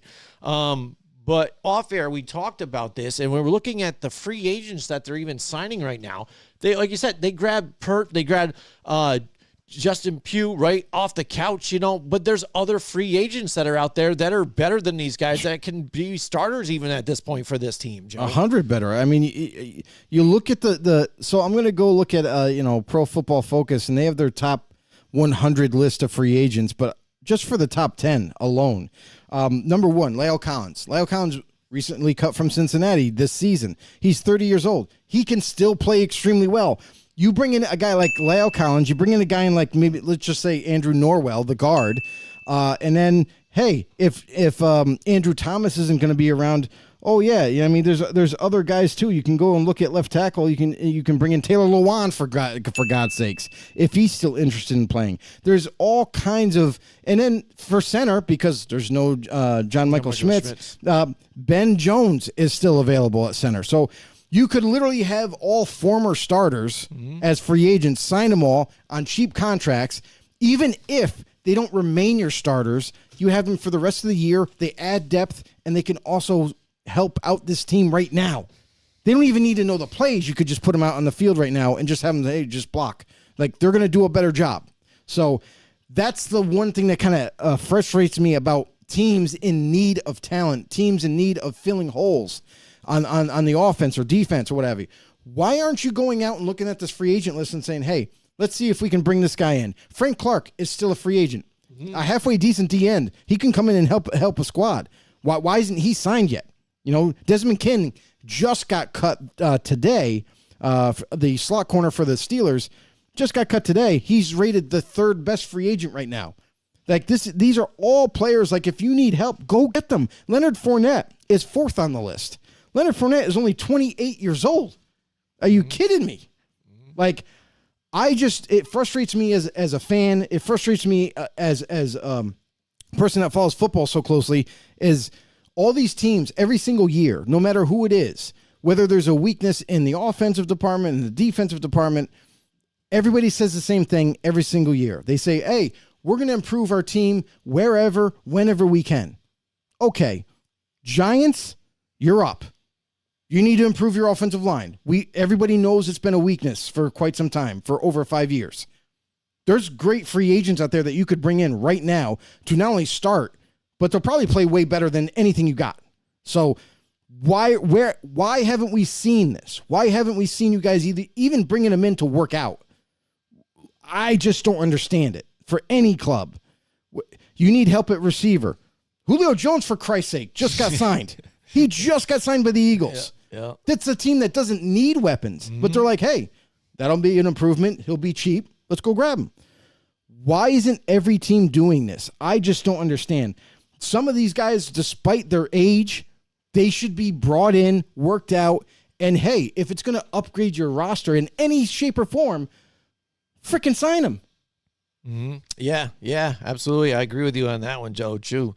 All right, next up, we got the Atlanta Falcons. I'm picking too many away teams. This looks scary for me, but I like it. All right, here we go. We got the Atlanta Falcons. I like it. And the Tampa Bay Buccaneers. They're kind of at that same spot here with the Falcons here, Joe, like you are with the Bears here. I'm taking my try with them every time that I do. They seem to screw me over on this one. Right. I'm done with this. Plus, Tampa Bay coming up, and getting that loss last week. I think they want to wipe the taste out of their mouth. They play home again. It's sad that they weren't able to pull off that victory in the creamsicle turn back the clock outfits or uniforms, but I think they come back strong against Atlanta in this one. I like the Tampa Bay Buccaneers. That's the first home game I picked, unless the Congratulations. New Orleans Saints unless Trevor Lawrence is not playing them, so I got the Saints in that one. Anyway, Atlanta, what are you doing? Like we you got to make a quarterback change. You got to try to save this season because you're not completely out of the of reach of even getting a wild card. So why not make a change now, and it could better prepare you for the future. Desmond Ritter's not the answer. I think Atlanta Falcons fans have known this for quite some time. I think you guys have known it for quite some time, but yet Arthur Smith and whoever is above him that's kind of maybe urging him to start him, it's time. It's just time. We've seen enough from Ritter, enough of the mistakes, enough of the miscues, and we haven't seen any progress. That's really the big problem here in Atlanta, is there has been no progress for Ritter through his time thus far this season, and it's time to change. Put Taylor Heineke in, and let's see what he can do. I guarantee you it's going to not only make this offense better, but they're going to put up a lot more points week to week, and it make a big difference going forward in terms of your record, obviously. So that needs to happen. But until that does, Atlanta's going to continue to struggle offensively. I like the weapons. Like, you look at Drake London and how well he played last week. Even with Ritter's inept throwing, he was able to make some amazing plays. And you have talent around him. You just need to change the quarterback. So I like the defense too. Atlanta has a decent defense, but it's kind of hard to have a good defense when you're always on the field.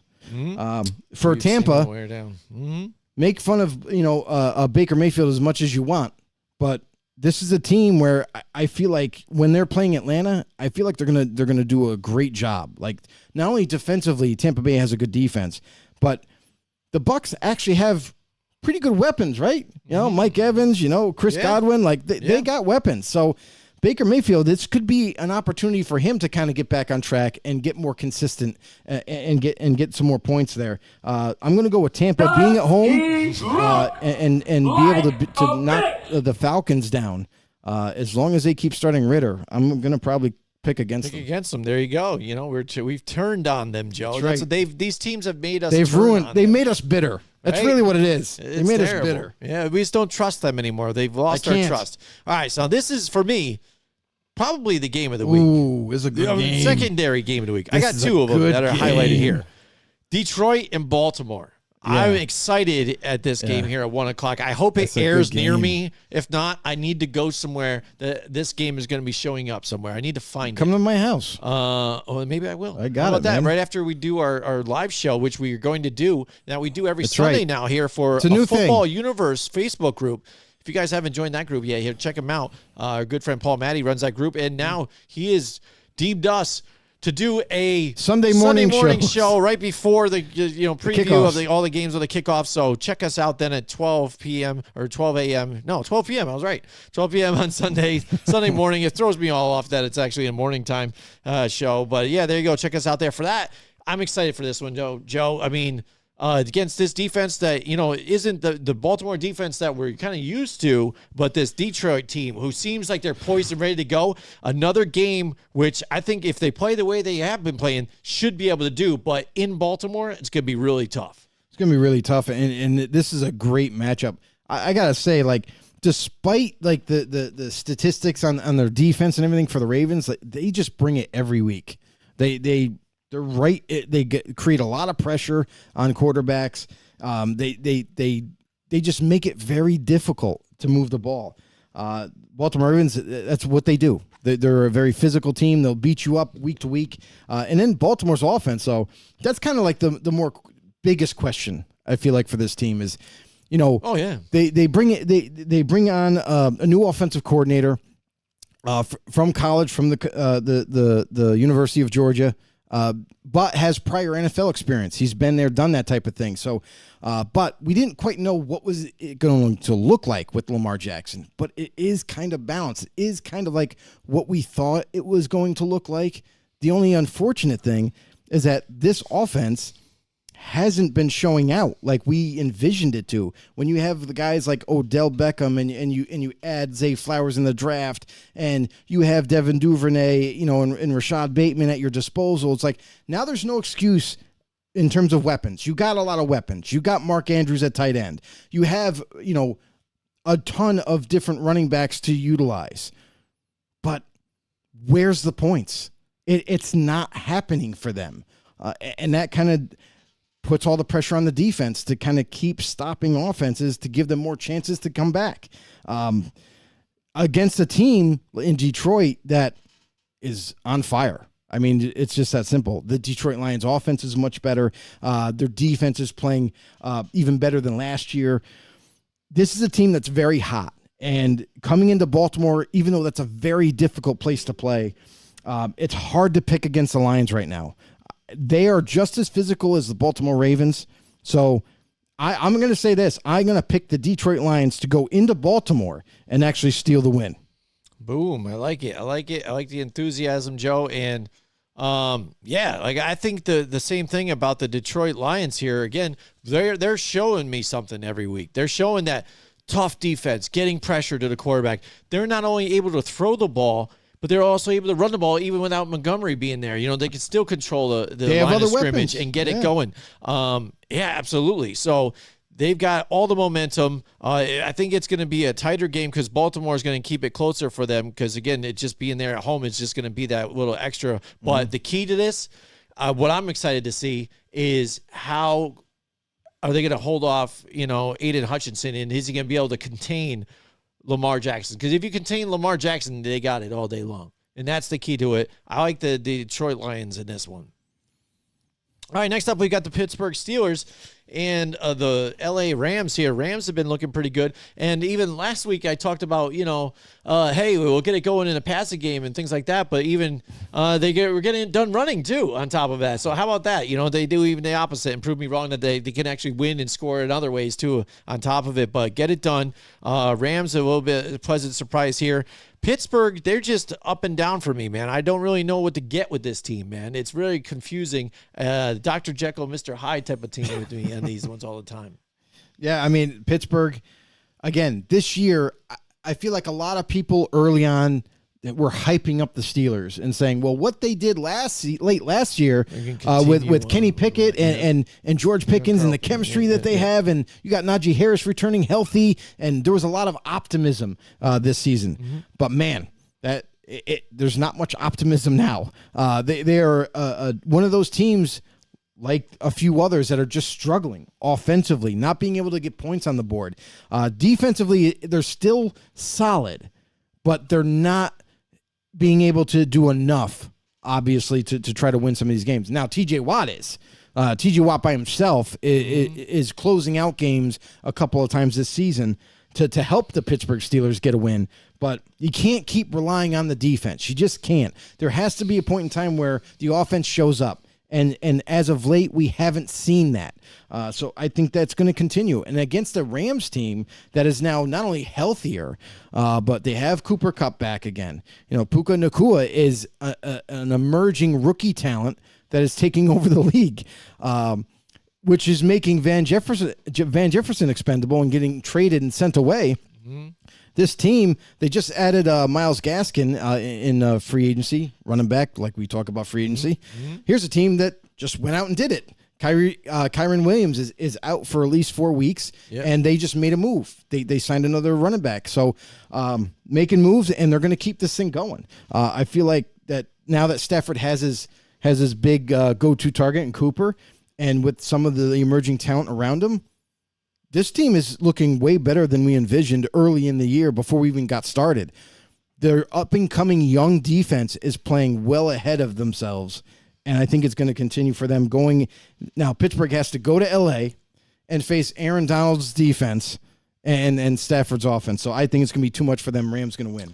All right, yeah, I'm kind of in the same boat that you're kind of thinking too as well. And if you said the defense, they were good the first couple of weeks, but since then, again, now they've been asked upon to do everything for them. Right. They've even taken a tick down. If you look at even the way their rankings are right now, they're ranked 20th in points for, and then 30th so in yards. So really, taking advantage of, because on the opposite side, the offense 30th across the board. So second to third to last. They've just not been able to put up the points, so the defense exhausted out there.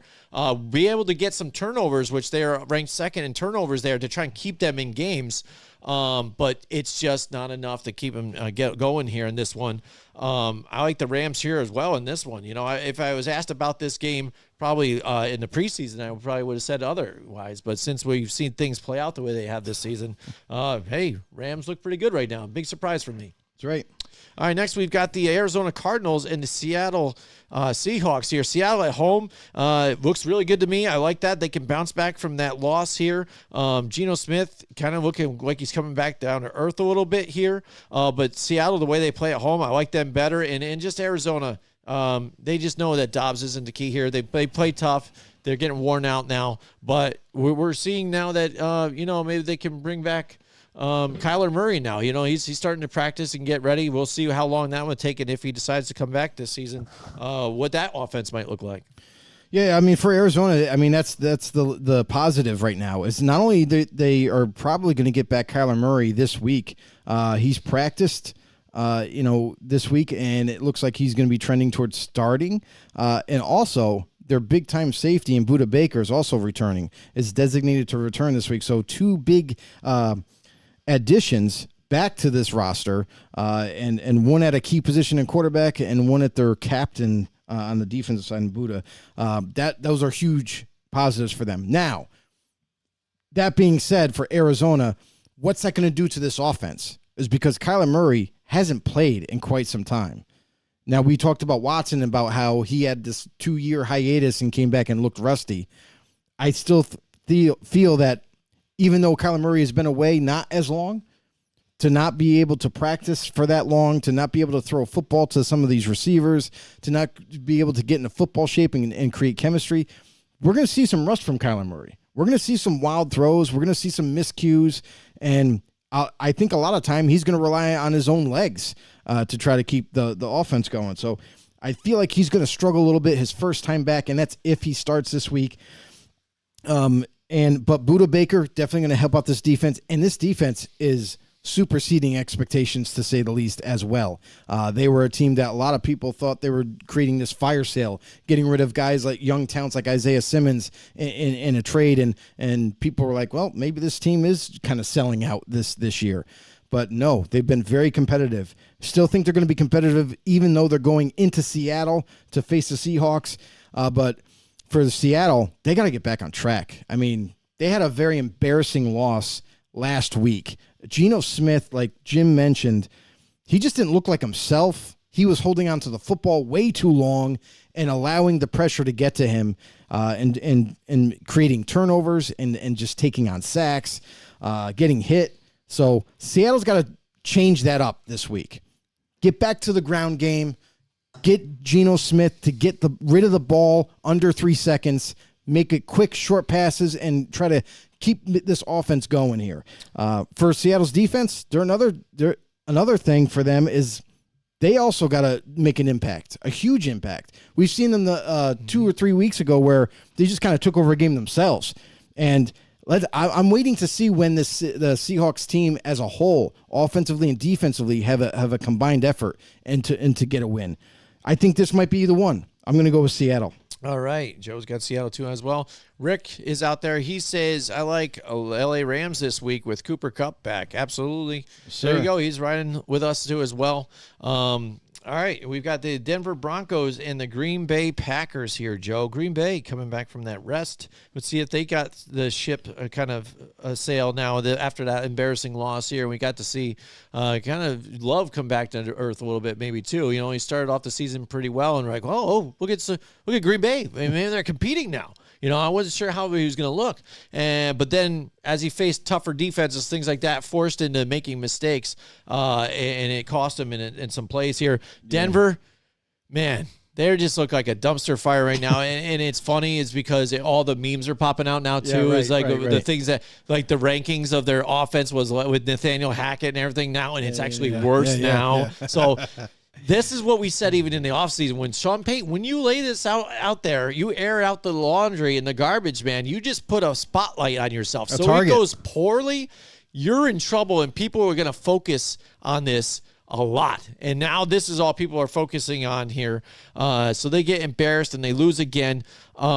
Green Bay, they've got a tougher defense than I thought here in this one, but if Denver needs to right the ship here, they need to be able to do it against Green Bay. I wouldn't be surprised if Green Bay can win this one, but I think I might just barely go for the Denver Broncos on this one, just because I think they're desperate enough for a win. If they lose, I'm writing them off again, Joe. They're on my other wagon. We're going to have a list of guys that we just wrote off this season. I hate to bust it to you, but, you know, Denver's been desperate. It's not this week. They've been desperate for a win. They've been desperate to get back on track.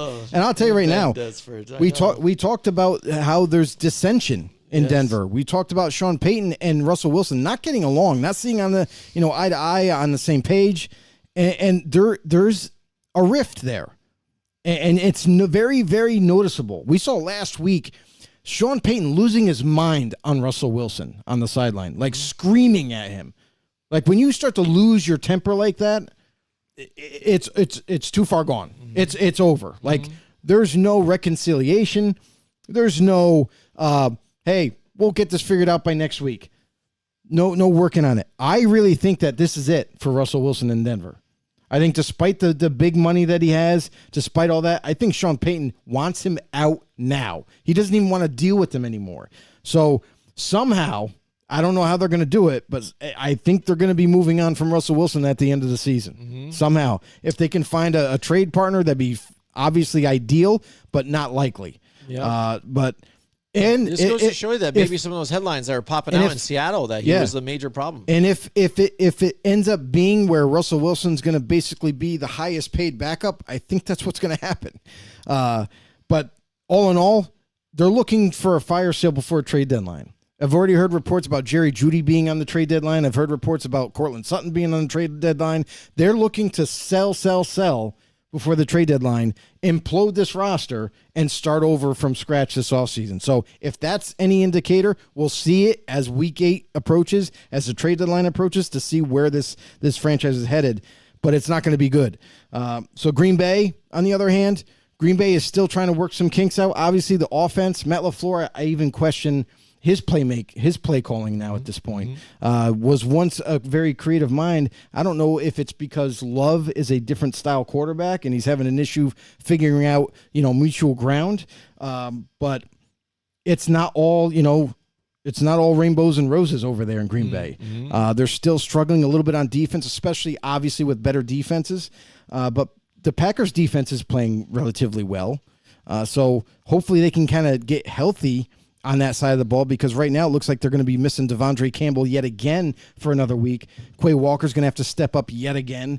And Darnell Savage is limited in practice, but most likely going to play. I think Green Bay in this one, this is a game where Green Bay could easily kind of steal this win in Denver. With as much dissension that's going on in Denver and how discombobulated that whole situation is, I think Green Bay ends up getting the win here in Denver. All right, here we go. We got Ryan McCarthy's in the house with us tonight. What's going on, Ryan? Welcome to the show. First question for Ryan: does Levac know where you are right now? That is a very good question. All right. He goes, I'm just glad the Jets are on a bye week after the emotional roller coaster us fans have been on the last 6 weeks. I'm sure the Jets players are glad too. Yes, I mean, I'm sure they're ecstatic because now they get to rest finally. No practice or anything like that. They're going to take a break, heal their bodies a little bit further, get healthier, and get recharged for the following week. Yeah, maybe Aaron Rodgers takes the whole team to California and they take a dip in the Lazarus pit, and then they're going to feel better and they're going to be good. Who knows? You know, they're going to have a little cave outing. Into the darkness. Do a meditation retreat. Who knows? That's right. But yeah, that was good for them, and to do it on a win. Take a win, you feel That's good. Huge. Take a break. It's come not, back and refresh. And that's the thing is, it's not just any win. It's a win against a undefeated team. Mm-hmm. You know what I mean? And now they were able to conquer that giant. This goes to show you, like, this team we thought was definitely going to be ready to win games and compete in this division. Mm-hmm. And then when we saw Rodgers go down, we're like, well, that's it. What can you say? Like, your literal starter's done. You can't come back from that. But hey, the Jets have put in the hard work. Zach Wilson has put in a lot of work, and yeah, he's not perfect. We all know that, but he's keeping the ship afloat right now. Yep. He's not. He's not the reason they're losing games anymore. So hopefully they can continue that trend, and who knows if Rodgers is by chance able to come back from some miraculous healing process, and they're in the, even if the Jets make a wild card playoff run, and Rodgers steps back in, how miraculous would that be for the Jets? As now you got Rodgers coming back just in time for the playoffs. That'd be insane. Yeah, who knows? Yeah, it would be amazing. What a storyline. Incredible. Imagine that Zach Wilson keeps the ship afloat throughout the season and that defense, and then Aaron Rodgers pulls back and says, hey, thanks, man. Here, hold this. Hold my beer. Zach Wilson. And then boom. Yeah, Zach Wilson keeps ship afloat for idle quarterback. Yeah. In return to the playoffs. Yeah, Unbelievable. It's crazy. Just like that. It just kind of writes itself. Yeah, I like that story. All right, next, the Chargers and the Kansas City Chiefs. A tough divisional matchup here. This is easy.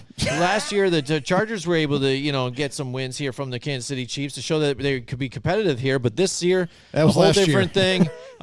Justin Herbert, again, looks like a different guy, missing throws, and his fingers affected him that much. And that's, which is weird. I think it's just a mental thing right him at this point. Yeah. But they're also with that offense, and it's even normally a balance. They were showing the stats on how balanced, Kellen Moore was last year compared to Mike McCarthy's offense, and Dallas looked better last year, especially in the red zone.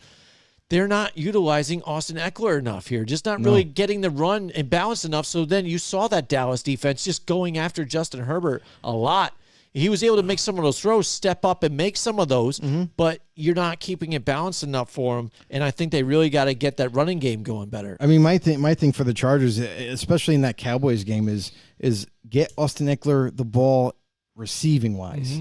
Get him, because that's where he becomes a huge mismatch. Yeah, if you're going to continue to send pressure on me, then have Eckler leak out, little dump pass right to him, and let him work afterwards. That could have really stunted that pressure that the Cowboys were trying to send, and kind of made them think twice rather than try to react. So I agree with you on Chargers. that. They got to get back to that this week. I mean, you're playing the Chiefs nonetheless. You got to break out all the stops like on offense. You got to be creative with the offense. You utilize Eckler in the receiving game and in the running game. You have the weapons at your disposal, to just distribute the football. Herbert, don't be afraid. Don't try to make the perfect pass all the time. Yeah. Just get it to the receiver, especially if the guys are wide open. Just get it to them. Take the opportunities. But that being said, though, with this whole thing, I'm on the ropes with the trust with the Chargers here. Kansas City at home is always tough. Taylor Swift's probably going to be in the house again, because we all care about that. But I think the Kansas City Chiefs are going to be able to get things done here at home. Thank God this is not a Sunday night game. I know, that's all I have to say. Because then it would be a big deal. Yeah, it would be. For the Chiefs, right? I'll say this. Like, yes, they traded for Mecole Hardman. Great. That's not going to make your your offense immediately go back to the days of when Tyreek Hill was there. I know that's kind of what they're fishing for. They need some explosion and everything, but let's see what they do now. Adding Mecole Hardman, they should be able to insert him in a few plays here and there to get him reacclimated. But in Kansas City, very hard place to play. I got the Chiefs in this one just because, like, you have to beat them. You have to prove. Chargers got to prove to me that they can win, 1, and 2. This season is a different season. You got to try to beat the Chiefs again. Yep, and even for once here, even in the last game, I don't think it was Brandon Staley's fault they lost that game either. Too, he didn't go for it. A lot of times when they looked at him and they thought he was going to go for it, right? He did the smart thing and take the points when they could. Yep. But it didn't matter at that point. All right, so next up we've got the other game of the week that I was excited about here. Oh yeah, not only the Detroit game, but this one right here, and it's Sunday night. Miami Dolphins and the Philadelphia Eagles here. Great, matchup here. A good defense against a great offense here. It's going to be, that's basically your storyline right there, the defense versus the offense. But I think Miami at this point running on all cylinders, too many weapons. It's going to be close here, I think, in Philly, just because playing in Philly, it gets crazy. The fans are getting riled up. They're going to be singing their dumbass freaking song. It's going to annoy the shit out of me. Sounds like you're a Giants fan. Yeah. But on non-bias, I'm going to go with the Dolphins on this one because I like the fire that they bring and what they're doing. And I just think they got too many options here at this point to get it going here. I like the Miami Dolphins. I'm going to tell you right now, like, I still think the Eagles are going to be a very, very tough. They're very tough to beat, nonetheless. They're still the same kind of team we saw last season, but they're not the same on offense. And that's kind of what's kind of preventing me from picking the Eagles like right off the get-go. Like, I'm just like, oh no, it's Philly all day long. It kind of puts some doubt in my mind. Can I really trust the Eagles offense going forward? Can I trust them to get them to bank them out of games at times? We still have yet to see Jalen Hurts and the rest of the staff there, rest of the players, make that much of a difference offensively to give me that confidence. Until I see that, I can't just say, oh, yeah, Eagles all day long. Miami, on the other hand, one of the hottest offenses in the league right now. They're very difficult to stop. Just when you think you have them pegged and you can figure it out, oh, we're going to double team Tyreek Hill. Oh, we're gonna do a double coverage on the defense against Waddle and Hill. Oh, now we got it figured out. No, because then they got the running backs running routes. The one difficult thing for anybody facing the Dolphins offense is Mike McDaniels. Mike McDaniels has been the creative genius everybody thought he was going to end up being, and more. The guy is so creative and so vast in his offense that he's able to just kind of create plays on the fly, even like a basketball coach, for crying out loud. Week to week, we might even see a new play installed just for that team that he's facing. So I feel like with that creativeness, with that attention to detail with this offense, and then let's not forget the defense. The defense is not just your old school Dolphins that were giving up a ton of points. This is a defense that's been built up again. Xavier Howard on one side, and now guess who's returning to football? Jalen Ramsey is due to come back this week. You bring him back to the secondary. Now you really got problems. Jalen Hurts is going to have to try to find ways to get A.J. Brown the ball. They're going to have to try to find ways to get Devontae Smith the ball. But even in doing so, it's going to be tough to get them there. I just think that it's going to be such a situation where, weather permitting, depending on how the weather goes here, it's going to kind of help dictate this game. I think the Dolphins, even though they have to come up and play in a harsh environment like that going forward, I got the Dolphins as well. I really think they can pull off a win against Philly, as Philly is going to attempt to make a big comeback this week. But, man, I'm not sure if it's going to be enough. Right. And you got to think, too, Darius Slay still out and Jalen Carter, too, as well. Big factors on defense that aren't going to be there, too. And the Dolphins don't have one of their other big-time weapons, rookie Devon Achane. Mm-hmm. That he's missing for the next 4 weeks or so. Mm-hmm. So, but they got plenty more. They got plenty more. They got plenty more, absolutely. So, all right, next we've got finally here for Monday Night Football, the San Francisco 49ers and the Minnesota Vikings here. Oh, man, this one's ripping out my heartstrings a little bit just because ripping the heartstrings right out. I feel like Minnesota can get it done. I'm really ever since that quarterback show, I really felt a different place in You my heart ha- for you Kirk definitely Cousins. have. I've changed. You I have don't know what it is. changed. I like the guy. I like his personality. I like the way he rolls. I think he's a hard worker, and just I want to do the best for him. But again, Minnesota's just tough. They were able to pull out a victory last week, but defense was a ugly. big part of it.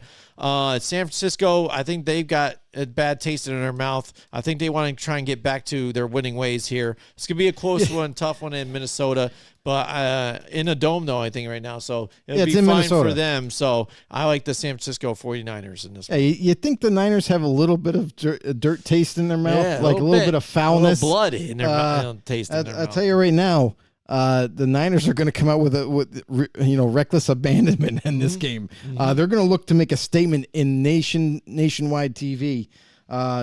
Niners, as explosive as they are, and they're getting back most of their weapons this week. They're going to have Trent Williams back. It looks like they're going to get back Christian McCaffrey. Even that's a possibility. And if that happens, in Debo, if that happens. Watch out. Good luck, Minnesota. It was nice knowing you. Kirk, I hope that you're still standing up right after this. But I just don't. I think they're going to be overmatched in this game. And shame on the NFL for scheduling it. There you go. All right, there we go. That's our picks for the week. We definitely appreciate you guys checking out and playing along with us as well. Thank you guys for tuning in. During the whole thing, I was able to put it and compute the competition. So there it is, 56-38 to 60-33. And there we are here. So we'll see what happens after this week. The last couple of weeks have been a little over 500 for us, Joe. We got a comment in the section here. Oh, Mike Mike Tackett Tackett is in there. back again. He's back. He said if Rodgers pulls a LeBron and comes back for the pro season fully healed and hungry, watch out. P.S. Fuck LeBron. Oh, man. That's awesome. Mike Tackett. Mike Tackett. Dropping some knowledge. Cleveland And made and everything, one of the man. OG F know-it-alls LeBron. How of about the that? show. Appreciate you. Watch out. Yeah, and I think so. I mean, that's a great storyline. How about that? It's awesome. Them It would being be there, incredible. with Hard Knocks and everything and all Incredible. that, and then the redemption song after all this, I think that would be pretty amazing to watch. Yeah, thanks you guys so much for tuning in. Thanks for all the comments, all the new people that showed up. Thank you guys so much for making this an awesome night. If you're new to the show, and we know that some of you are, do a huge favor for us. Help us out on YouTube. Go over there, hit the subscribe button, hit the notification bell, let you guys know when we go live. And of course, you can follow us anywhere with your podcasting Hashtag stations. know-it-all. Drop the follow there. Bring us along to work. Show us to all your friends. And let's get this thing going. Yeah, we'll do some show and tell with Football on the Know. Thank you so much, and we'll see you guys Sunday for our Sunday preview show. Check it Sunday out. mornings. Join us next week from 8 till 10 Wednesday night for more Football on the Know with Jim and Joe.